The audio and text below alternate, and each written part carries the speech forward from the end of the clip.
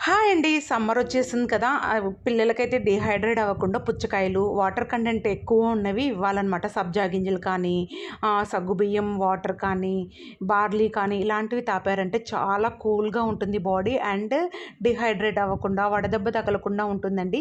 పుచ్చకాయని చాలా ఈజీగా కూడా కట్ చేసుకోవచ్చు. ఇది అందరికీ తెలిసే ఉంటుందని అనుకుంటున్నాను. కానీ ఎవరైనా తెలియని వాళ్ళు చూసేసేయండి.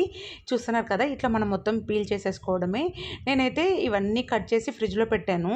ఎందుకంటే బాబు వాళ్ళు వచ్చేసరికి 3 అవుతుంది. వాళ్ళకేంటంటే వాళ్ళ స్కూల్లో 2:30కి వదులుతారు. వచ్చేసరికి 3 అవుతుంది.